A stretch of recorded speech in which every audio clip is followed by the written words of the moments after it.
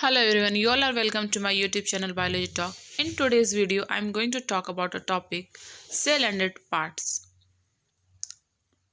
इस वीडियो में हम लोग सेल और इसके पार्ट्स के बारे में जानेंगे।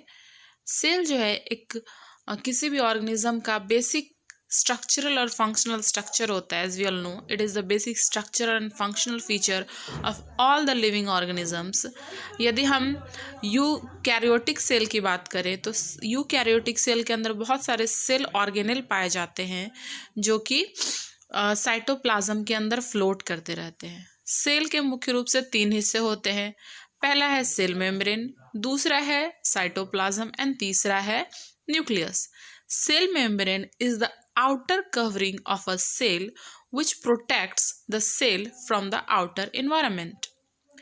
Cell cytoplasm is the liquid that contains all the organelles in it. Cell membrane जो होता है सेल की बाहरी दीवार होती है जो कि उसको बाहर की चीज़ों से सेपरेट करके रखता है, और सेल के अंदर जो लिक्विड जेली लाइक फ्लूइड होता है उसको साइटोप्लाज्म, सेल साइटोप्लाज्म के नाम से जाना जाता है, जिसके अंदर की बाकी के सेल ऑर्गेनेल्स पाए जाते हैं। Nucleus is also a very important cell organelle which is also found in cytoplasm, is the control center of the cell, also known as the brain of the cell. Cell के भीतर पाया जाने वाला nucleus जो कि इसका एक cell organelle है, यह भी साइटोप्लाज्म के अंदर रहता है और यह सेल के ब्रेन के रूप में कार्य करता है क्योंकि यह बाकी के सेल ऑर्गेनेल के एक्टिविटीज़ को भी कंट्रोल करता है। अगला हम लोग बात करेंगे न्यूक्लियस से ठीक सटा हुआ पाए जाने वाला सेल ऑर्गेनेल जो कि है एंडोप्लाज्मिक रेटिकुलम। एंडोप्लाज्मिक रेटिकुलम एक rate like network like structure होता है जो कि 2 डबल मेम्ब्रेन से घिरा हुआ होता है और पूरे साइटोप्लाज्म में बिखरा हुआ होता है।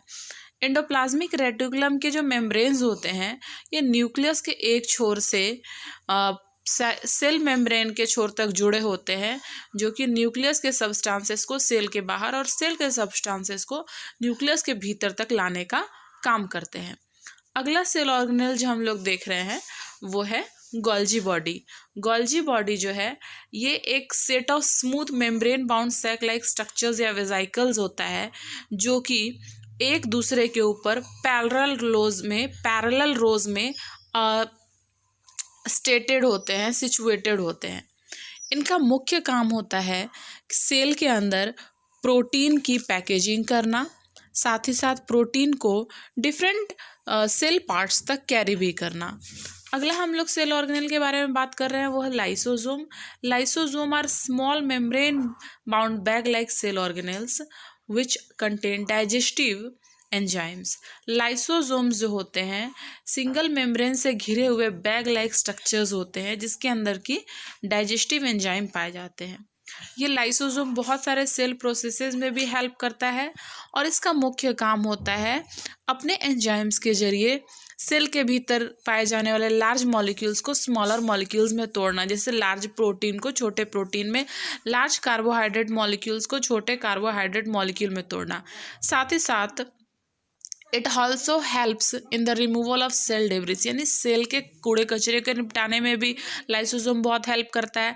साथ ही साथ जो सेल पुराने हो जाते हैं या फिर इन्फेक्टेड हो जाते हैं किसी वजह से तो उस सेल को ये रिमूव कर देता है, इनगल्फ कर लेता है, यानी कि निगल जाता है और फिर आसपास के सेल को इन्फेक्शन से बचा लेता है।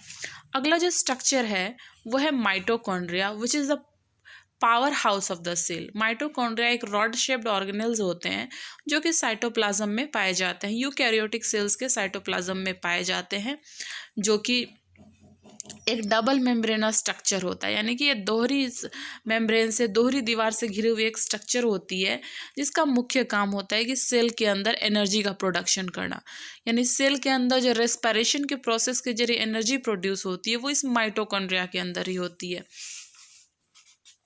अगला जो सेल ऑर्गेनेल हम लोग पढ़ रहे हैं that is centrosome. Centrosome comprise 2 microtubules rings which are known as centrioles.